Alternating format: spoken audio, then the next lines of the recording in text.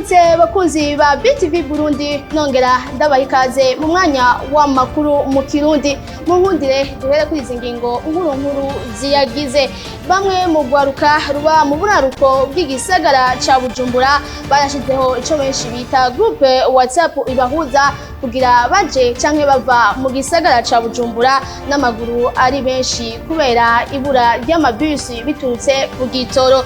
Leta y'u Burundi igiye kwakira imfashanyo igera ku miliyoni 60 y'amadolari. Iyo mfashanyo ikaba yatanzwe ni banki y'isi yose ikazoba ije gufasha mu kurwanya ikiza coronavirus. Aya n'ayandi ni mukanya.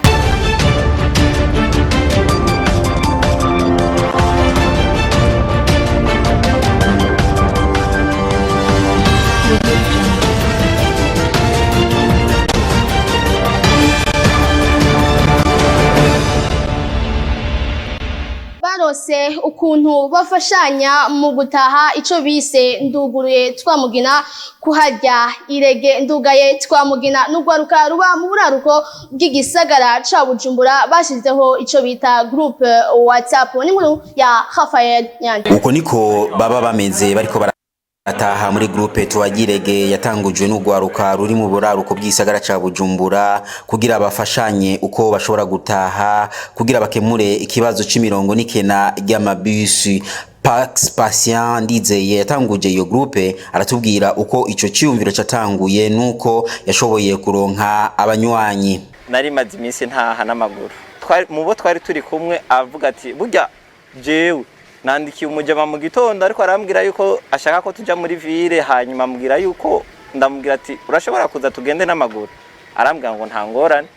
Ca ndiyumvira ati burya umuntu akreye nk'ikintu cyo guhuza nk'abantu kazura baza ati umuntu ashobora kugenda muri ville cyangwa ashobora kuva muri ville tugende n'amaguru. Igoro ubuntu umunywanyi wa groupe tuwagirege aramenyesha akunguko yaharonkeye. Avantage novuga maze kuronka muri iyo groupe, umunsi umwe twari turi muri ville, ndi muri ville hama admin arandika muri groupe ati umuntu ashobora kuba ari tayari ari hafi y'amabisi yegere hari imodoka igirize gutwara abantu.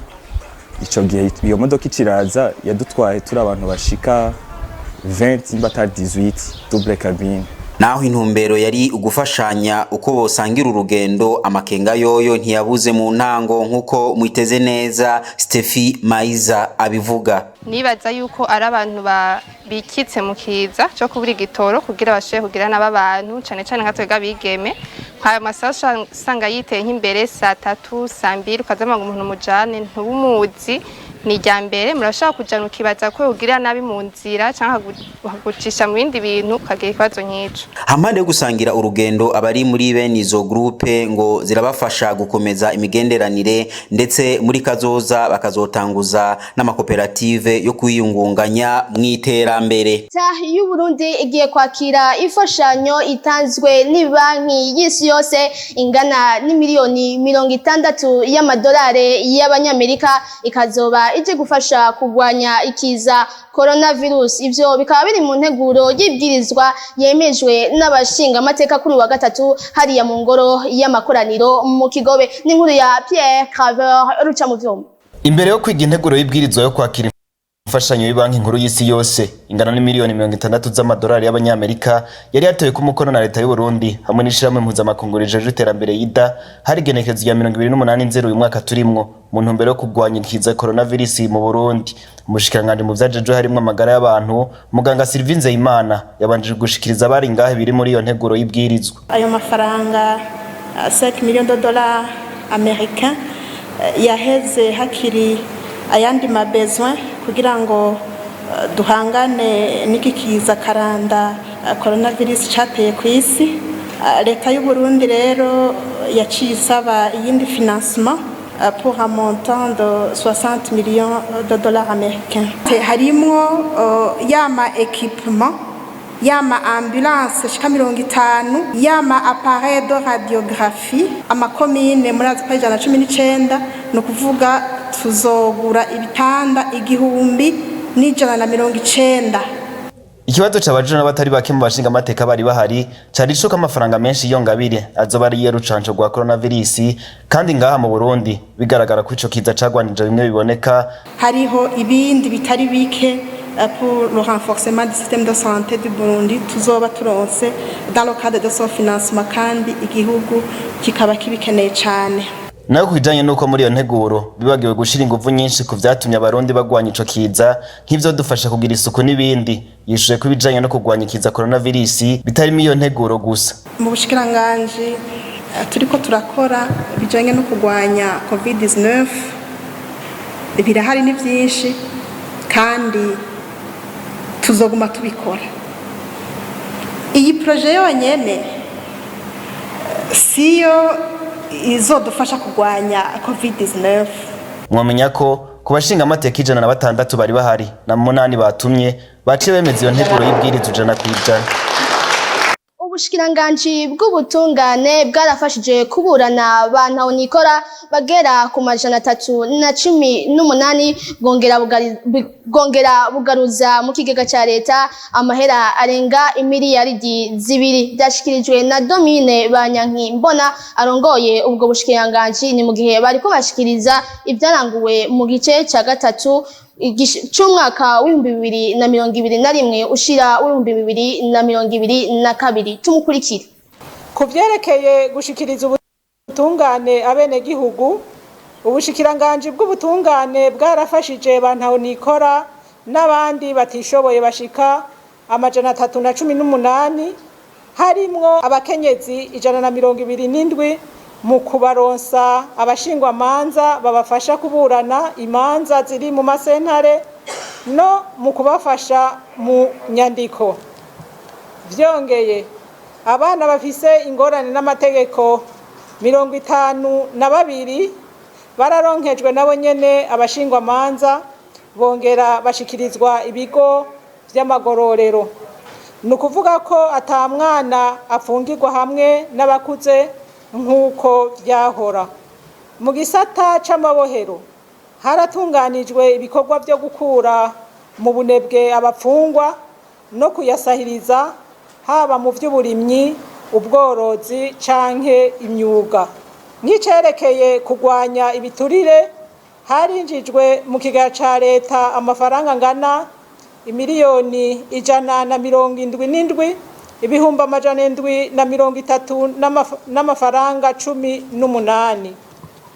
Amafaranga yose rero ubushikiranganje bwinjije mu kigega ca leta akaba angana n'imiliyaridi 2 miliyoni 255 n'ibihumbi 224 n'amajana 903. Abasaserdoti bo muri diocese ya Bujumbura bahamagarirwa kwama bishimikiza ijambo ry'Imana kugira barangure neza ubutuma bwabo. Ibyo byavuzwe na Musenyeri wa diocese ya Bujumbura Jeve Bashimiye Ubusa hari mu nkuka ya misa yo kuri uyu wa gatatu mu ndwi nyeranda n'inkuru ya Arlette Mugisha.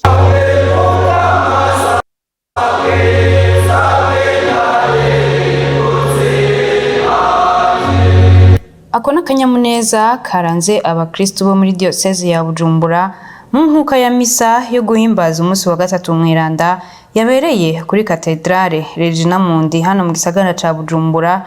Umunsi udasanzwe muri Ecclesia aho abakristo bifadikanya n'abasaserdoti mu gukengurukira umusaserdoti mukuru ari we Yezu bakuri n'ubuzima. Musenyeri Gervazi Banshimiye Ubusa yarongoye iyo nkuka ya misa yashimiye abasaserdoti barangurira ubutumwa muri iyo diocese ku bikorwa baranguye muri uyu mwaka urangiye. Ndabatengurukiye cyane rwose ku butumwa bw'umwaka wose mumaze basaserdoti murangura kuva wa mwaka n'abahezagirira amavuta mberanda hari ku munsi nk'uyu nyene nkayabarungikana nk'isuka mu minwe y'umurimyi.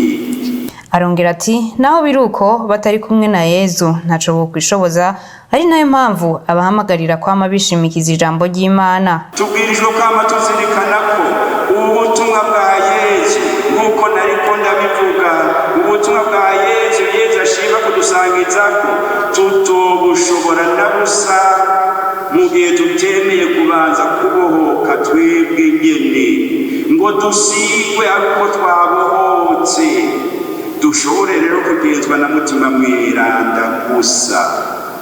Muri iyo nkuka ya misa abasaserdoti bakaba baciye basubiramo indagano zabo banahezagira n'amavuta meranda ya Krisma. Ishirahamwe OSER gishinze kugwanya amasanganya yo mwibarabara rirababazwa kubona hakiri imiduga igenda mwibarabara itagira inimero ndanga miduga. Nixo Habonimana arirongoye agasaba igipolisi kibijejwe kubihagurukira n'inkuru ya Desire Sindihebura. Kimwe mu bintu bibabaza Nixo Habonimana arongoye ishirahamwe gishinze kugwanya amasanganya yo mwibarabara nukuba hakiri imodoka zigenda muri ayo mabarabara zitagira nimero ndangamuduga. Hariho imodoka nyinshi ushobora gusanga zitembera mu mabarabara zidafise ibiziranga, ugasanga ijya numero ndangamuduga yarafuditse canke barayihimbuye. Birashika aho ushobora gusanga imodoka atanamwe igeze igonga, mugasanga ibiharuro bya numero ndangamuduga byarafuditse buke buke, naho noneho havamwo igiharuro kimwe ijya nimero ntiba ikimenyekana. Uwarongoye ishirahamwe OSER asaba igipolisi kijejwe uruza n'uruza mwibarabara ko cyo hagurukira ico kibazo. Turasaba dushimitse igipolisi kijejwe uruja n'uruza rwo mu mabarabara yuko nukuri ico kintu bogihagurukira, kuko abantu batwara imiduga idafise izi plaque d'immatriculation, izi numero ndangamuduga, nukuri ntaho bataniye n'inkozi z'ikibi. Nibira kuko ni wa wundi agonze ntaho uzomumenya. Ivyo akaba bishikirije mu gihe hamaze imisi hibonekeza imodoka zitandukanye zigonga abantu zigatera ziruka igituma atawuzimenya. Niyo nkuru duciye turangiriza ko. Reka ndabashimiye mwebwe mwese mwadukurikiranye, shimire bagenzi banje badufashije gutorokanya ano makuru, shimire n'uwahagarikiye ariwe Desire Sindihebura. Mugume mukurikirana ibiganiro bya BTV Burundi, mugire aho muba mwubahwe, murakoze.